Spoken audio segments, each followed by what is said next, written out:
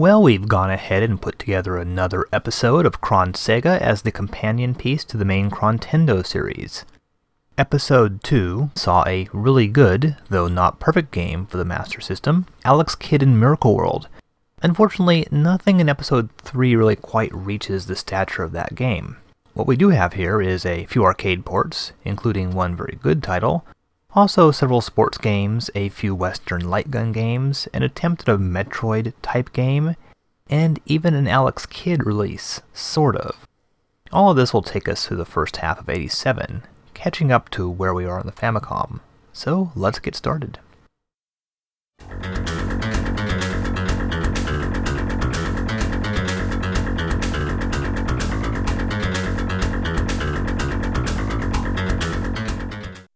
As you might remember from Chronsega Episode 2, only 2 titles were released in Japan in the first 2 months of 1987. That was Quartet and Loretta no Shozu. However, in March, things start picking up a bit, with a total of 5 games released. First up is Woody Pop.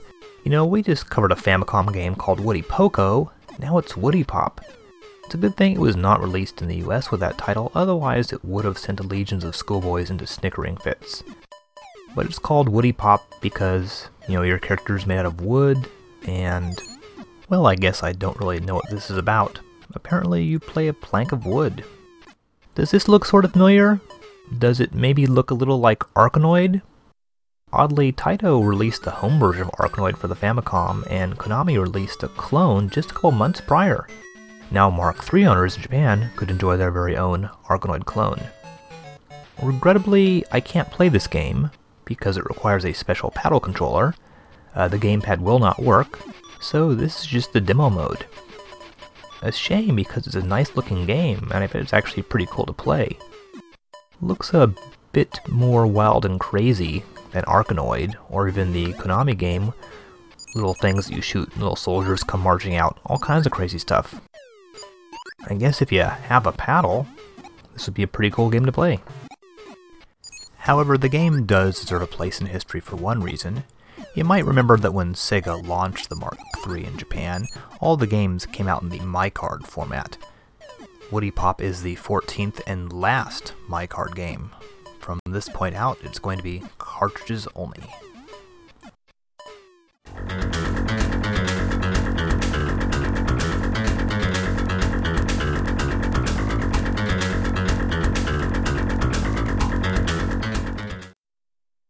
Alright, let's get on to our first playable game this episode, Wonder Boy, the game that launched 1,000 sequels and ports.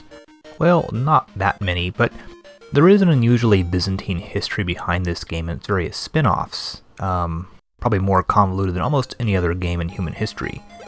Don't have time to explain it here because it's already been explained in great detail in Chrontendo Episode 10. For the moment, let's just mention the facts behind the original game. Wonder Boy began life in 1986 as an arcade game released by Sega, but developed by a company called Escape, better known as West One. This is the original arcade version here.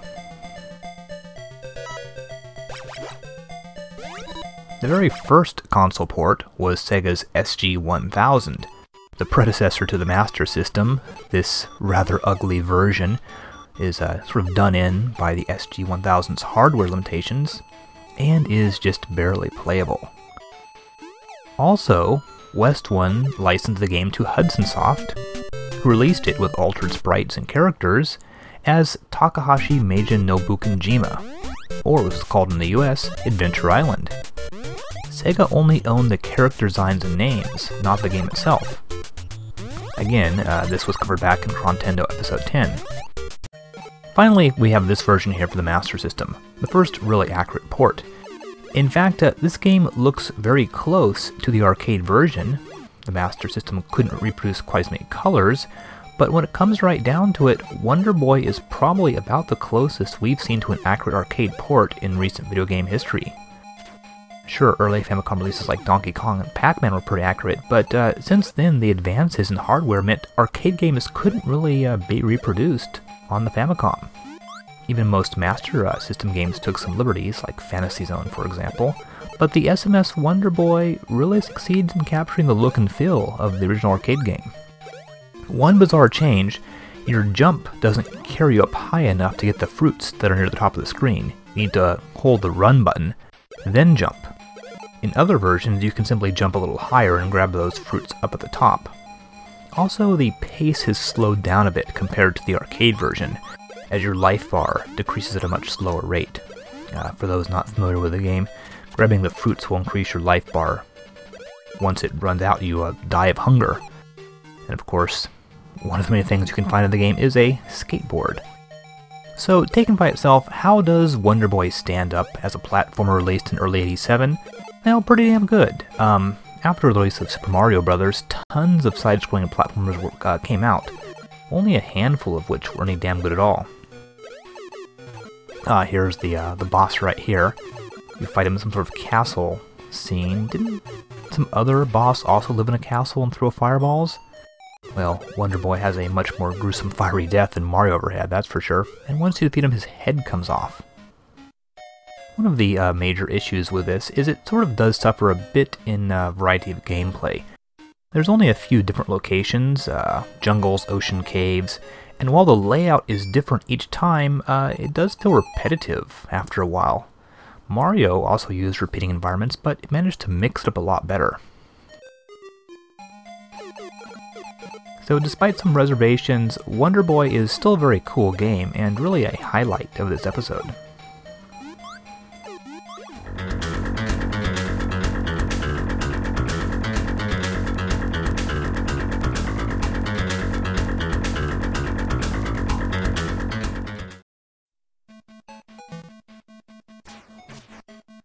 So, out of the blue comes 3 more games in Sega's so-called Great Sports Series. Back in 1985, Sega released a few games, Great Soccer, Baseball, and Tennis. They then seemed to put the series on the shelf for a while, before releasing Great Golf in December of 1986. Now the series is back with a vengeance.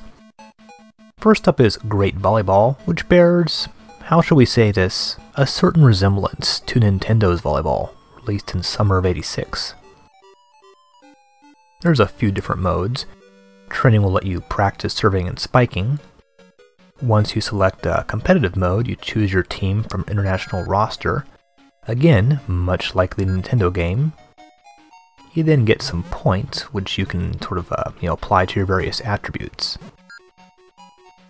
As for the controls and the gameplay and presentation, it's basically just a clone of the Nintendo game. Meaning, I didn't like it and had a hell of a hard time spiking the ball. Wow, so it's this early into the episode and we're already getting our first Sega-induced taste of disappointment. And you know what, it's only going to get worse with these next 2 games.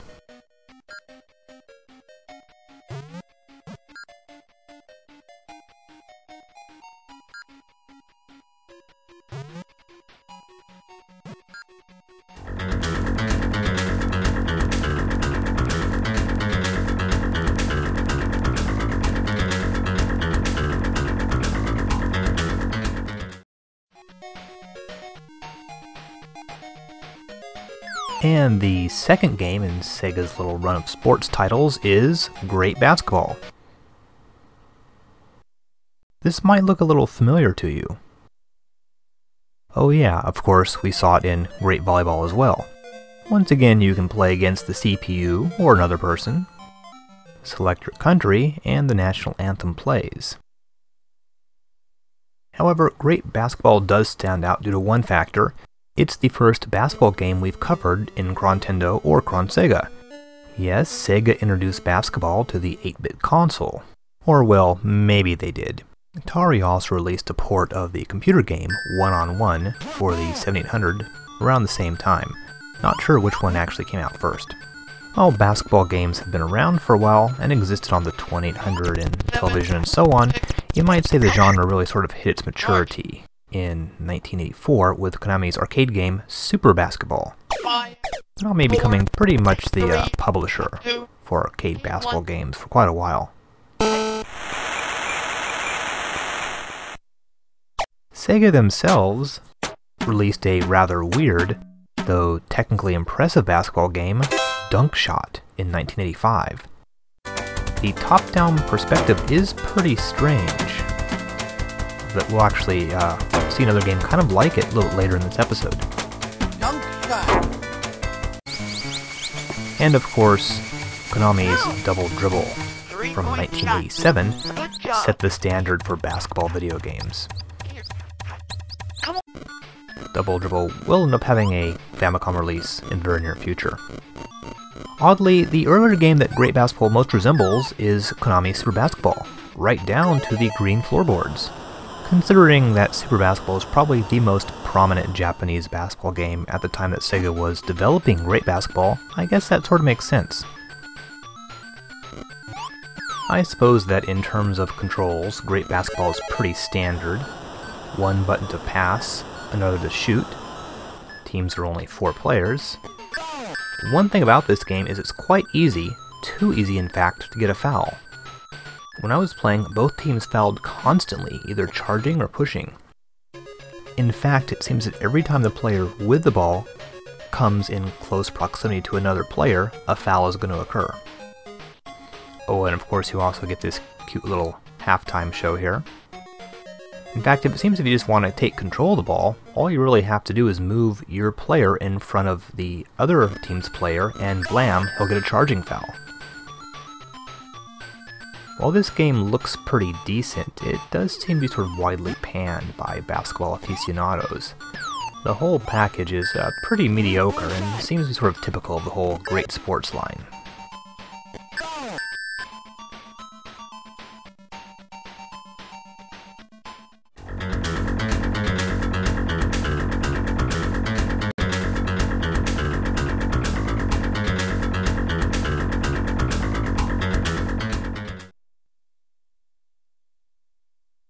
And here's the last one, Great Football. What an ugly logo. Looks like the A in football is made out of a pair of bell-bottom blue jeans.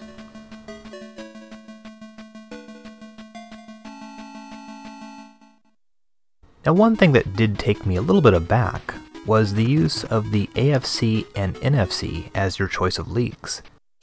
I can't believe Sega officially got the rights to use those. I only assume they figured the letters AFC and NFC were generic enough they wouldn't get in any trouble. And all the team names are made up and somewhat ridiculous, like the Boomers? Now, football is a difficult game to convert into video game form. At least it was back in the 8-bit days. Irem had done so with Tenured Fight, which was actually a launch title for the Nintendo Entertainment System in the US. That was a very simple but pretty fun game. Great Football is not so fun. Now, the 2-player version makes a bit more sense, but when you play against the CPU, well, the weird thing is you always have control of the ball. The CPU never plays offense. Instead, it just gets like some random number of points, and you need to beat its score, but you never actually lose control of the ball. You do have the ability to select between 8 formations. The cursor will move through all 8, slowly, and you need to press a button to choose which one you want. But there is no indication on screen when you make your selection. This is obviously useful in the 2-player mode, so the other player won't know what moves you're choosing. In the CPU mode, it just sort of slows the game down a little bit. Now, one big problem, your quarterback has a hard time throwing to the receiver. You do get a lot of incomplete passes. In the event that your receiver does catch the ball, you might make some decent yardage, but the CPU will always run faster than you. Another thing that's somewhat irritating, if you do manage to get to the end zone, your player just stops. You do score a touchdown, but for some mysterious reason, you freeze, right on the 0-yard line. I guess when this happens, it does look a little bit ridiculous. I suppose there is a lesson for Sega in all this. None of these games is fondly remembered today, and back then they certainly didn't do much for the Master System sales in Japan, or here, and I really question the wisdom of releasing all 3 on the same day. That just screams, hey, here's some cheapy shovelware just so we can get some more sports games on the system. And the fact that these games all sort of share certain things in common, like the whole select your team bit on volleyball and basketball, it gives the impression that not too much effort was put into developing the individual titles. After After this, Sega did release a few more games in the Great Sports series, but eventually dropped the whole thing. Great Football, however, did find a second life as Sports Pad Football. The exact same game was re-released, except that it could be used with Sega's trackball-like Sports Pad controller.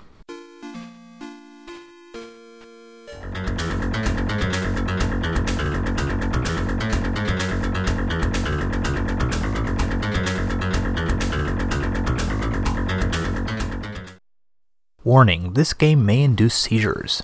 Okay, Sukeban Deka II. I know what you're thinking. What? Where's Sukeban Deka I? What's up with all these schoolgirls? Well, let me explain. Sukeban Deka was a serial manga by Shinji Wada that ran back in the 1970s and has been turned into a never-ending torrent of spin-off TV shows, cartoons, movies, records, toys, etc. Sukeban Deka II was the second TV series and was on the air in the mid-80s. Sukeban Deka concerns, naturally, Japanese delinquent schoolgirls who have turned to fighting crime. Much like High School Kimengumi, it plays like a mashup of an adventure game and an action game. Though in this case, that works out to Portopia meets Renegade. Remember, of course, that the original Japanese version of Renegade concerned high school gangs. The big gimmick in Sukeban Deka franchise is that the heroine fights using this crazy weaponized yo-yo, much like in Rygar.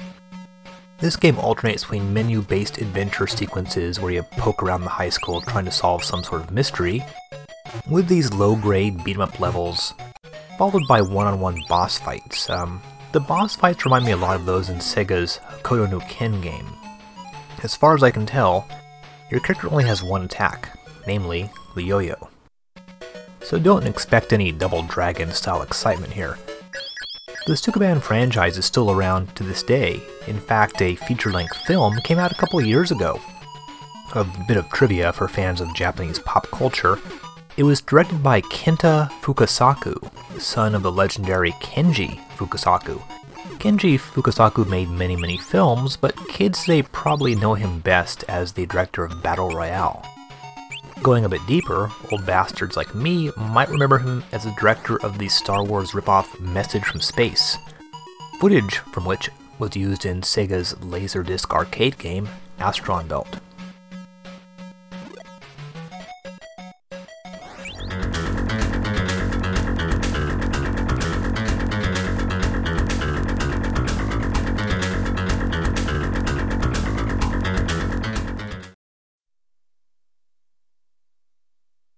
The second of our two games released in April is Rocky. This is one technically impressive opening sequence. Giant gold-plated Rocky logo goes into the rather nicely done portrait of Stallone, taken off the Rocky IV movie poster. This really shows the Master System's graphical prowess. Nice details like the shiny reflections on the gloves.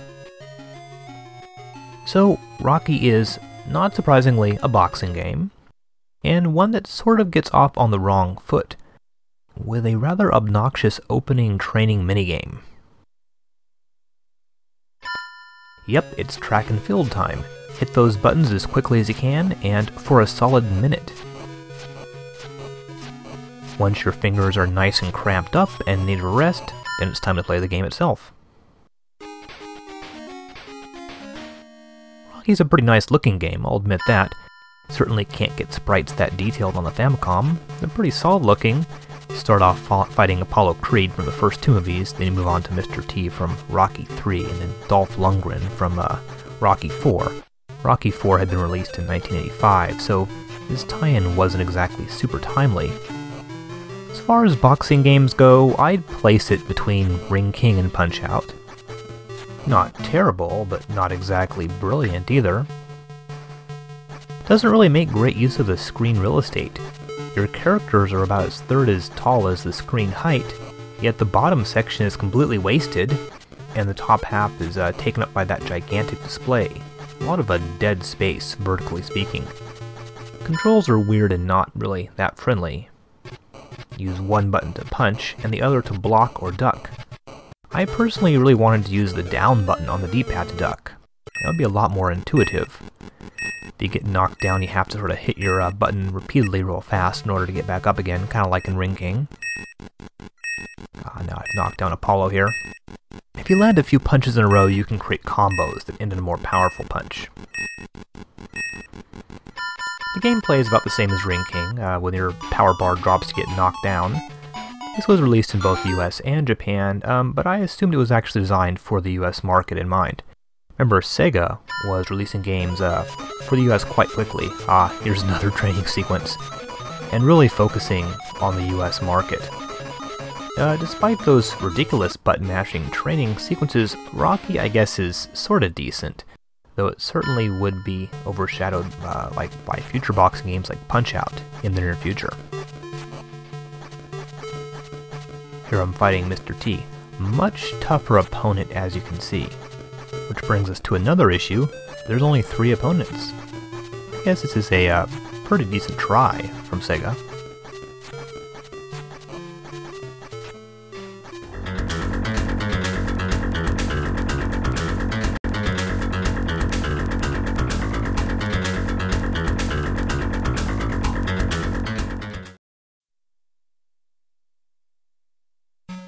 Moving into May, we come to Makai Retsuden, which is Japanese for wasted opportunity.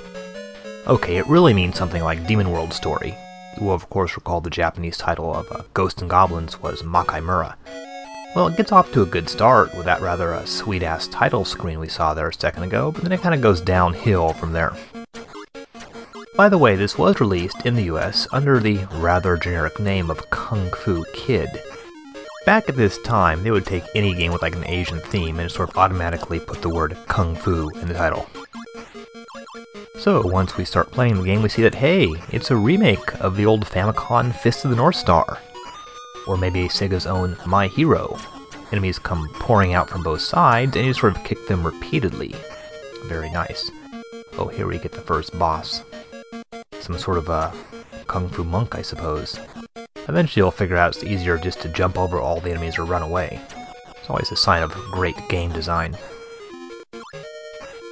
Now, actually the bosses really aren't that bad, at least not compared to the rest of the game. They usually follow some sort of pattern needed to figure out, so they aren't just simple, button-mashing fests. Once you get past the first couple levels, the game does pick up a bit. There's a little bit of platforming. You have kind of a cool little double jump, not seen very frequently back then. And I guess any game that features Chinese hopping vampires is pretty cool, but overall Kung Fu Kid tends to suffer from lackluster gameplay. And it's a crying shame because Makai Retsuden really features some pretty amazing graphics in places. I'm not sure what those little doll guys are, they're like some sort of puppet. Rather annoyingly, they take a couple hits to kill. Oh yeah, and what's up with the frogs? This is exactly what I mean right here. Just look at that dragon. And this is one good looking game. Definitely one of the best looking console games we've seen so far. They really know how to sort of use the vibrant color scheme of the Master System. So Sega is really sort of, I guess, improving at least in terms of graphics for the system, but the actual gameplay could use a lot of improvement.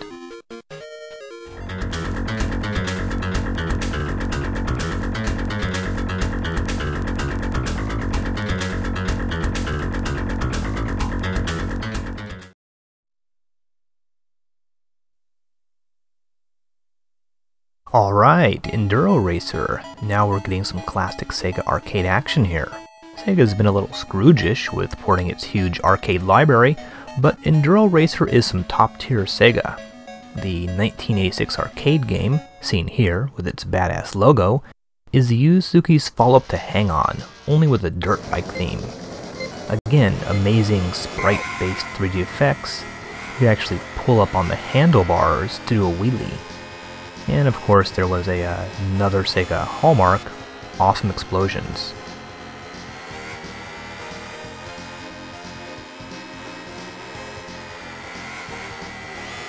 Yeah, there we go.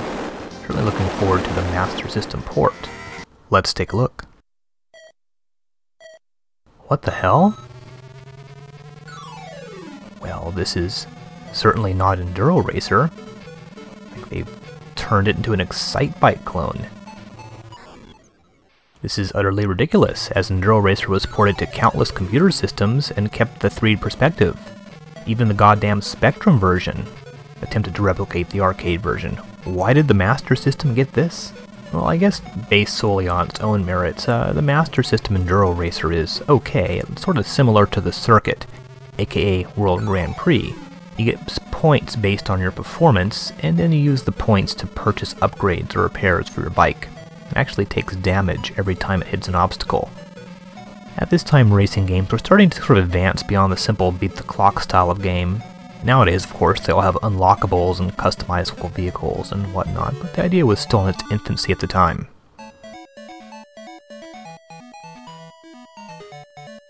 Here you see the results, and then it'll give you an opportunity to spend some of your points.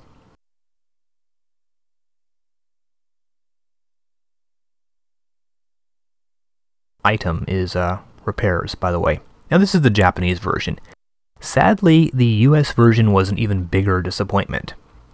The title screen and the map that you get at the end, showing how far you actually made it, were removed. Several levels were either removed entirely or reshuffled. It also seems somehow easier. The US version was a pretty serious hack job on the original game. The ROM was only about half the size of the Japanese version, and it had some really lousy box art. I can only imagine how disappointed Enduro Racer fans were, especially in the US.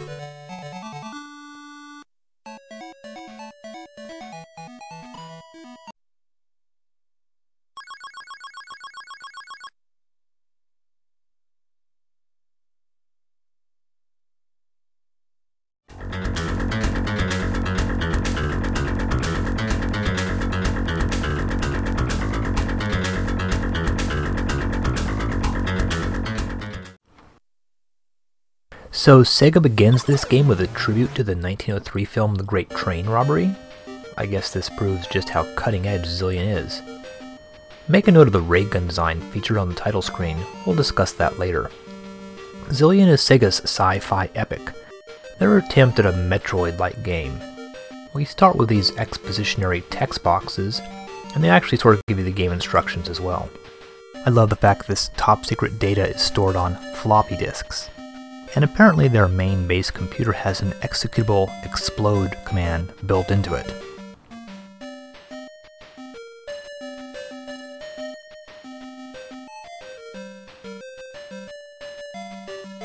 So you're rescuing Champ and Apple?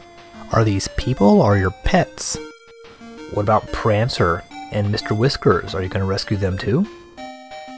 Obviously, these character names are sort of superficial aspects of the game, but come on, seriously, would Metroid have been quite as cool if Samus Aran was named Apple?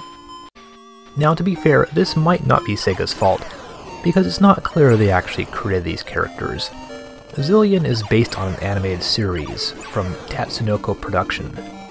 The whole thing was an attempt to create some sort of a cross-platform synergy, with a TV series, a game, and also a toy gun all out at the same time. The gun is depicted in great detail on the title screen. So as is the convention, you descend into the enemy base, find your way to the core, and then blow it up. However, here's the catch. Each room you enter has a computer terminal. You need an ID card to use it. Luckily there's one just lying around. You blow open those storage containers found in every room. Each room has at least 4, and those each contain one character of the password. You will also find more ID cards, or the occasional health refill or power-up. Just shoot the container, press up on the D-pad, and it'll show you the keyword, as they call it.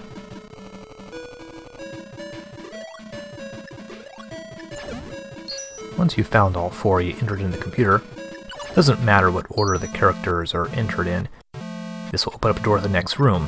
Occasionally you'll trigger an alarm, which will send a group of guards rushing in.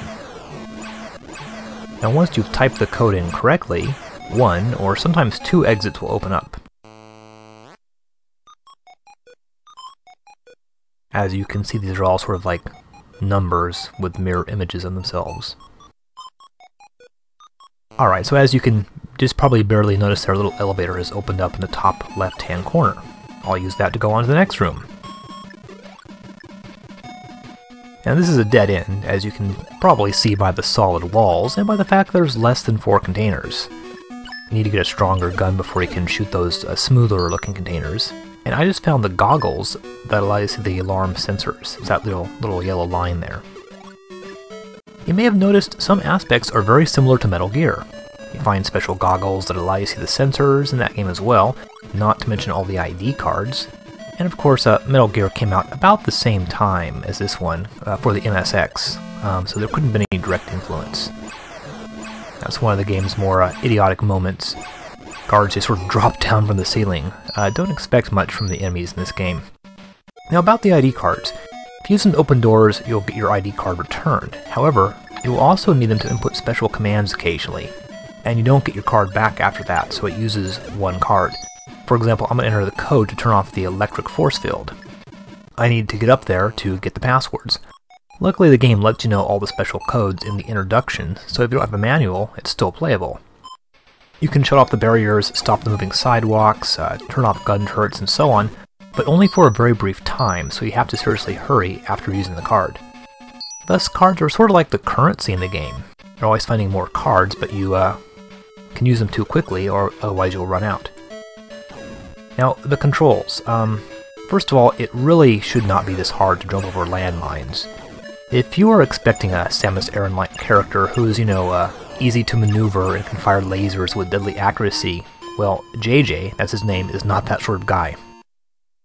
And check this out, this is actually sort of looking forward to Metal Gear Solid 2. This is Japanese video game emo in its embryonic form. Eventually you'll find weapons upgrades that allow you to shoot tougher containers. But of course you better remember where they are because you'll have to come back to them later. There's one right there. Now other than the controls, here's Zillion's major problem. While the idea of grabbing codes and entering in the computer to unlock doors is kinda cool at first, I can pretty much guarantee it will get real tiring real quick. By the way, we're going to come across Apple here in just a moment. She's sort of frozen in carbonite or something up in the corner there. Once you free her and Champ, you can switch back and forth between the characters, but they need to be leveled up separately, including their weapons. The level up items are scattered around here and there, and they're actually shaped like Opa Opa from Fantasy Zone. He also has some sort of cameo appearances in the anime as well. So going back to this game's major problems, you might think, okay, cool, so, when do we enter the next world or whatever? Well, the answer is never. This is actually the entire game. Enter the room, shoot the guards, avoid the traps, and get the codes, type them to the computer, and then repeat. There's no lava levels, no mid-bosses, no new enemies, just different variations on the same room over and over and over again. For a total of 75 rooms. We've just now rescued Champ, the ungrateful bastard. One kind of cool thing about Zillion is that it actually sort of looks forward to the final fight-style beat-em-ups by having a classic, strong but slow character, fast but weak character, and then the balanced character lineup. And another major bummer about Zillion is that there are no saves and no passwords. You have to complete the entire game in one sitting.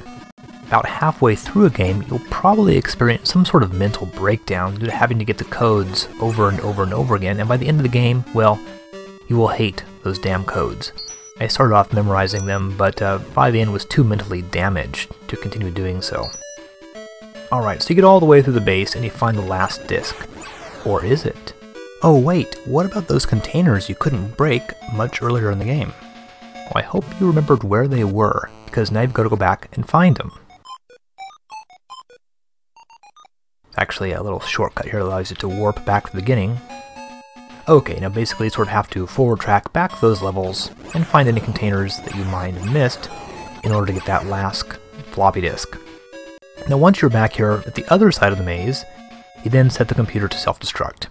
Now you think they would put in some kind of "are you sure you want to blow up the base" confirmation screen? Just in case.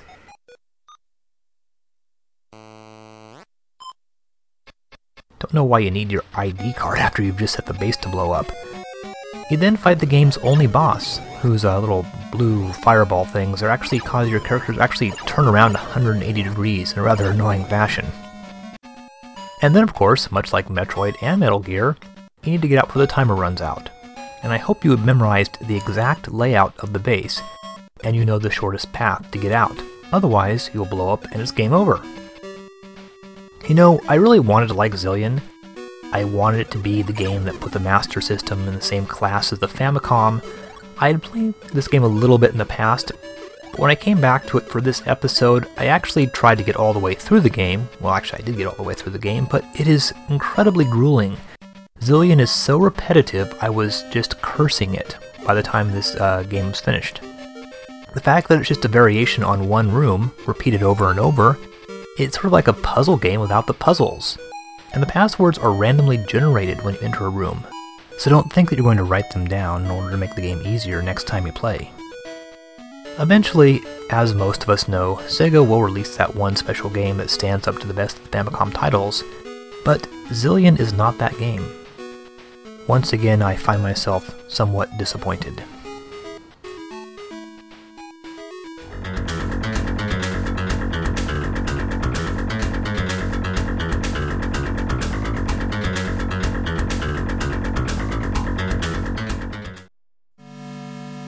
Oh man, another one. But this is at least a little different, and maybe a little better, than the other great sports titles. First of all, note this is a US release, rather than just a localization of a Japanese title. So you choose one of your nameless teams in the nondescript A or N leagues, then choose your starting pitcher. You can actually fool around with his stats a bit. It's a nice little touch. Curiously, all of this bears a pretty heavy resemblance to Jaleco's Bases Loaded, which was released in Japan at right about the same time. You still have the same sort of behind the pitching mound view, though the pitching mound is a lot smaller in this game.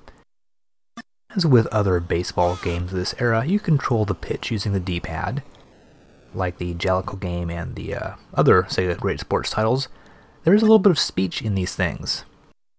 Not too common at this time, I suppose, but I guess the most prominent example for the Master System is Get Ready. But sports games seem to require an umpire or an announcer yelling occasionally, so it's quite common in these things. One difference between this and Family Stadium or Bases Loaded is that the fielding is all automatic. That is, your players run after the ball without your input, though you do control what base they throw the ball to, using the standard D-pad configuration up as second base and so on. On the negative side, you will be pulling your hair out because your fielders are so damn slow.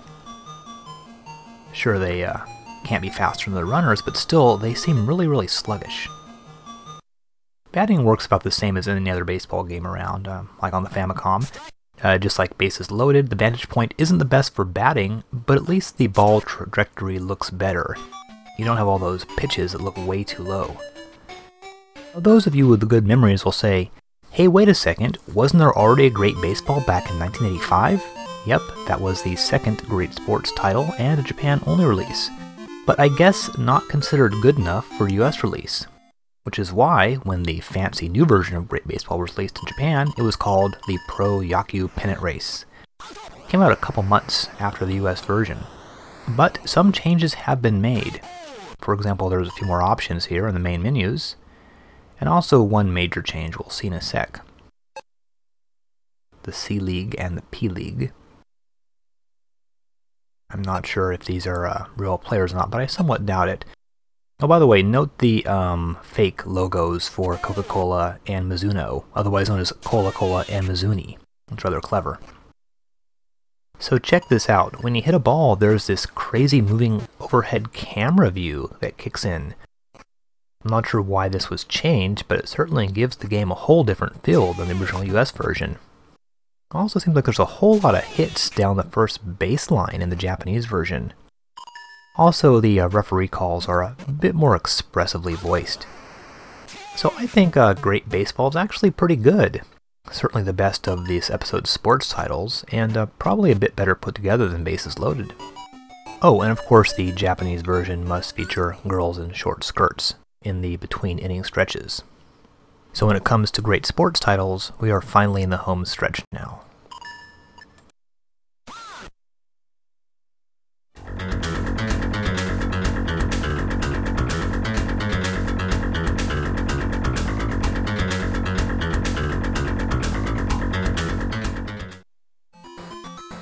Next up we have a couple of US light gun releases to cover. Well, these were actually eventually released in Europe and Brazil as well, just not in Japan. I don't have the exact release date of these things, so we'll just go ahead and throw them in randomly. First up is Shooting Gallery, and it's just that. You shoot at things, like ducks. Rather impressive explosions there.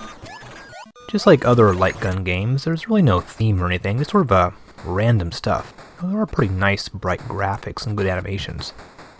I like the fact that on the title screen it clearly shows you just shooting at some painted backdrop, leaning against a wall in the basement.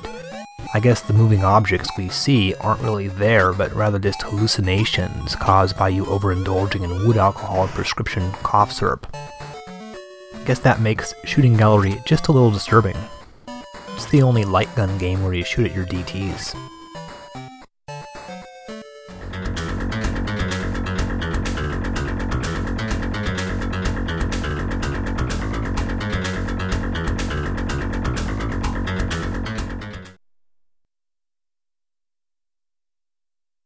Granted, Shooting Gallery was not that thrilling, but this next one, also a light gun game designed for the US market, is much cooler. Gangster Town puts you in the shoes of some Elliot Ness wannabe who brings some old school style law enforcement to the seedier parts of town. You start off with a little target practice to earn some points, and if you get enough points, you level up.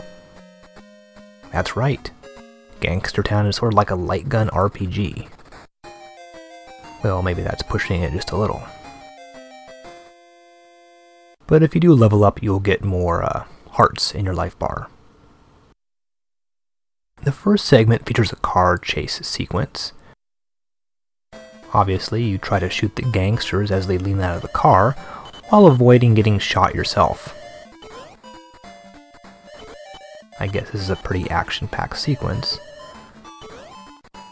Eventually a biplane that drops bombs at you sort of gets in on the action as well.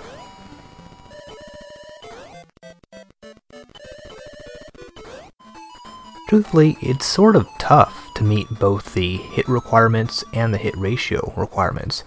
You have to kill a lot of people and not miss much. After this, the game moves on into a more standard Hogan's Alley style sequence. This was back in the pre-Miranda rights days, so you can just shoot suspicious looking people on sight. No need to ask them to drop their weapons or put their hands up or anything like that first. Careful not to kill the girl. By the way, after shooting someone, they gain angel wings and fly away. You can actually shoot them again and somehow kill their soul. Not only do you kill them in this world, but you deny them eternal life in the next world. You're one hard-hearted bastard, that's for sure. And that's, metaphysically speaking, pretty terrifying concept. At the individual level, there's a boss that requires multiple hits, as well as a bonus level. In this one, for example, you gotta locate the key. Not sure if this has anything to do with gangsters, but here it is. I was finally able to level up after this bit. For an 8-bit light gun game, Gangster Town is pretty good, and quite challenging. There can be a lot of enemies firing at you at once. I'm gonna go on record and say this is definitely the best light gun game for the Master System so far. I guess it's too bad that Japan never got this game, but Sega didn't really seem that interested in promoting the light gun in Japan. Here we have the obligatory bar sequence. Those are some short gangsters.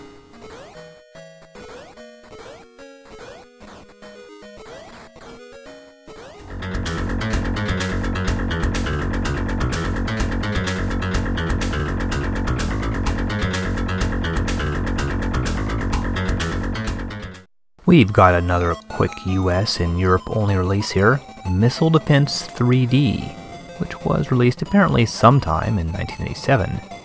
So yeah, just like Nintendo, Sega came up with a series of 3D games for the Master System. But the 3D glasses that Sega used were actually quite clever. They used an electronic shutter system to very quickly open and close the lenses in sync with the two alternating images on the screen. This system was actually quite sophisticated for the time, but this means that games like Missile Defense can't really be appreciated without a working set of the 3 glasses. Missile Defense is sort of a 3D update for the Atari's Missile Command that uses the light gun. You shoot down missiles aimed at your cities. If you let a missile sneak past, the city will perish in a nuclear holocaust. Unlike Missile Command, you only have one city, so you need to shoot down all the missiles, but you do have more than one chance. You can knock out a good chunk of them right away, but then try to polish them off as they pass over the pole or go through outer space. You also get a last-ditch chance to destroy any remaining missiles right before they reach the city. Unfortunately, all of this really can't quite be captured in video. The video here is only one half of the flickering image, the other one half has been removed, but this does seem to have caused problems with the light gun aim. However, if you do have a Master System with the 3 glasses, this is definitely a game to get.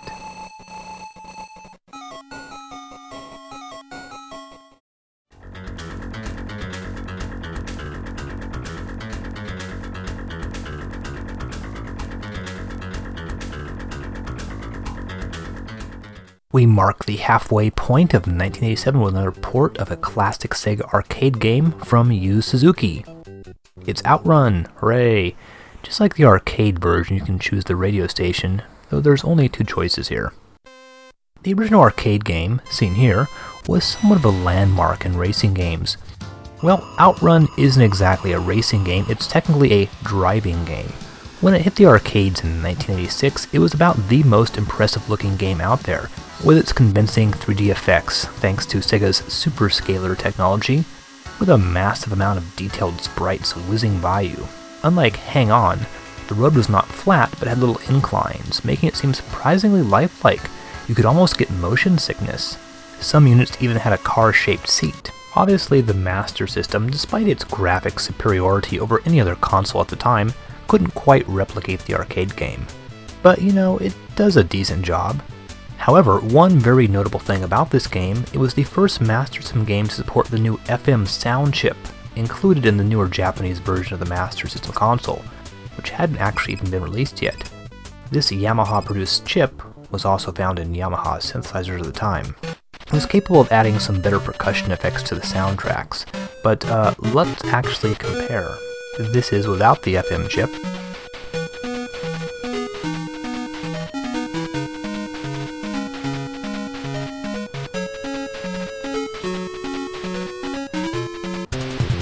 And now with the FM chip.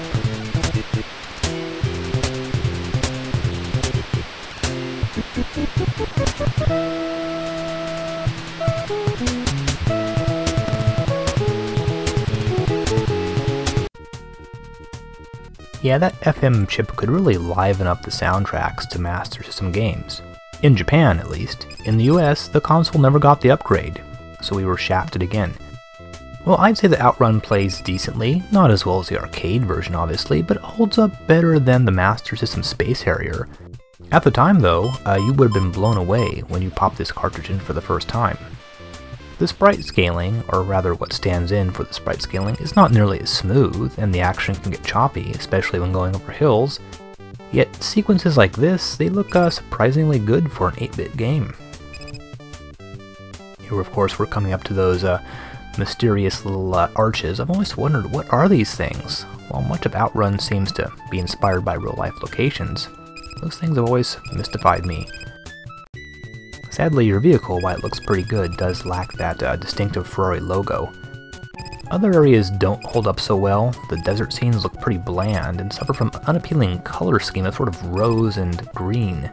Still, compared to the disappointing port of Enduro Racer, Outrun is nicely done. It has become obsolete due to more accurate versions released for later systems, but at the time, it pulled it off well. It's the only FM sound chip supported game in this episode, but we'll see a lot more of them next time, and of course we'll cover the actual re-release of the Master System in Japan as well.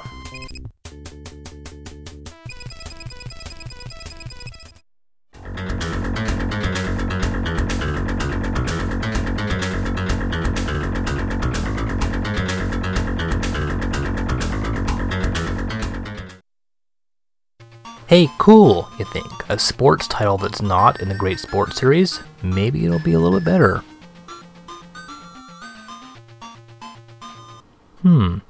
But then again you think, boy, these screens look sort of familiar. And I know I've seen this before. No surprise then, in the US this was released as Great Soccer. Why was it called World Soccer in Japan? Well, let's go all the way back to Chronsega Episode 1 to this game, the original Great Soccer. This is actually the third game released for the Master System. Not much has really been changed. I guess better looking character. Field now runs sideways instead of top to bottom. Catchier music, I guess. But beneath all that, it's more or less the same game, and not really that much different than Nintendo Soccer.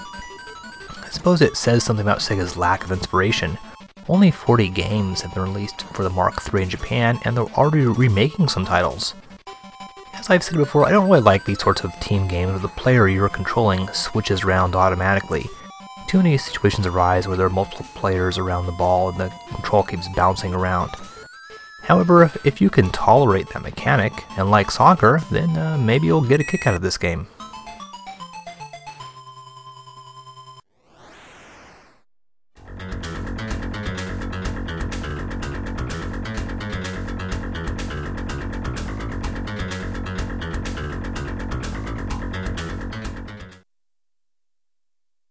It's odd how many licensed properties were made in this episode. Here's another one, Anmitsu Hime. Much like Sukeban Deka II and High School Kimengumi, it's a hybrid adventure/action game. The difference is, this one was released in the US, eventually. Anmitsu Hime was an old manga from Kurakana Shosuka. It originally ran in the early 1950s. Quite popular. It was adapted into various TV shows over the years, including the animated series that inspired this game. Known in the West as Sugar Princess, it concerns a precocious Japanese princess and her wacky adventures. Set in medieval Japan, it features various anachronistic elements like modern-day appliances. In this game, your goal is to find 8 pieces of a map so you can locate a new bakery that's open in town. This involves running around the castle, entering the many rooms, and talking to the inhabitants. The first piece is pretty easy. You just talk to your father, and he'll give it to you. Though of course he gives you the wrong piece of paper, and you need to go back to him and talk to him again. You have a map screen which will show you a very rough layout of the castle as well as which pieces you have. It seems that finding most of the pieces involves talking to someone, then running, doing something, talking to someone else, or finding some object, then coming back. Now, Master System devotees might recognize this game, as it was released in the US 2 years later, under the name Alex Kidd in High Tech World. The sprites were all changed, but really not by that much.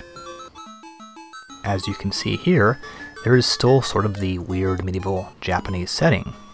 In a rather shameless bit of self-promotion, Alex is looking for a new video arcade that Sega has opened up. If that sounds kind of unlikely, I'll point out that in Japan, Sega really does have a chain of video game entertainment centers. Now, while we might be pleased that Sega localized one of their adventure games for the US market, the thing is, this is a really bad game. One seeming inspiration for this was the US graphical adventure games like the kind that Sierra used to make, King's Quest and so on. They've taken a lot of the most dated and infuriating elements of those games, like the arbitrary unexplained deaths, and used them liberally.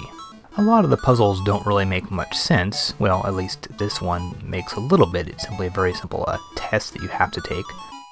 Most of the answers aren't that hard.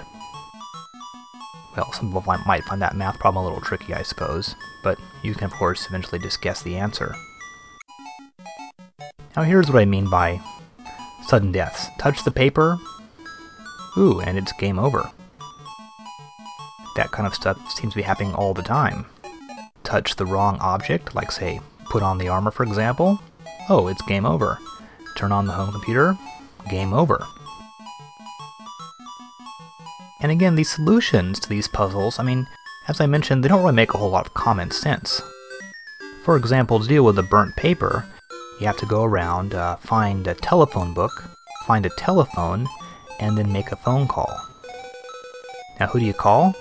Well, apparently you call Rockwell. Rockwell. What's he have anything to do with this game?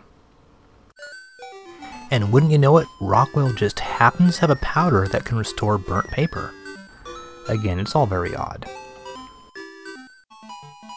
Some are even worse, like these guys for example, you have to enter and re-enter their empty room countless times until they appear. They tell you they don't have anything, and then later you have to keep coming back over and over again until finally they do have the piece of paper. Again, it's not really something you can sort of, figure out. Since there's a timer and time is lost every time you have to enter and exit a room, you can't really do too much experimentation. You sort of need to figure out exactly what to do and then hurry up.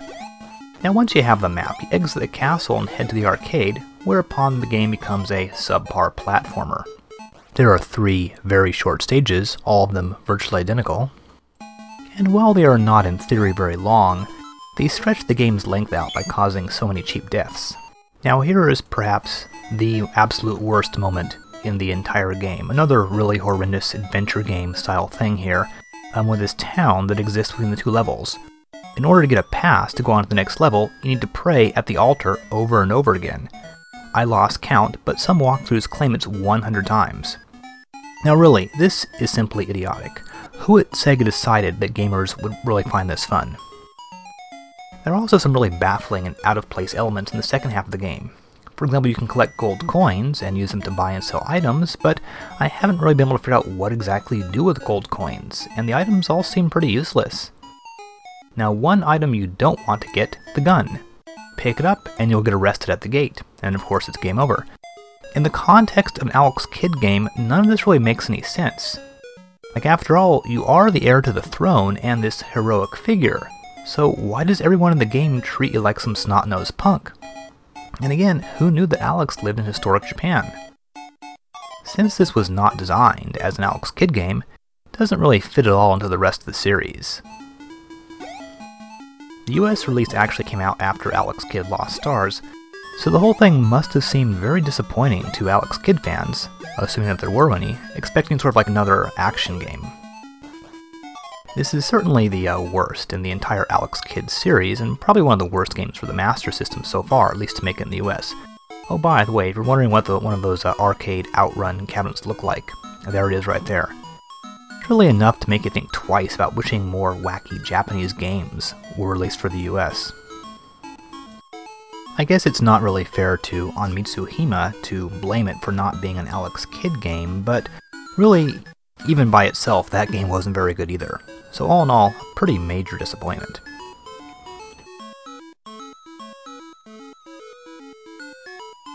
Once again, I find myself somewhat disappointed with the Master System. Remember that all these titles came out concurrently with such Famicom releases like Zelda 2, Dragon Warrior 2, all those great titles from Konami, and so on. Like I said before, Sega is stretching themselves a little thin in their desperate attempt to get games on the shelves. They have yet to get any other publishers to release games for the Master System, and they haven't really yet mastered the art of making console games themselves. But let me tell you something, change is on the way. Episode 4 will mark a turning point for Sega, and more good games will come out for the system. I can promise you that.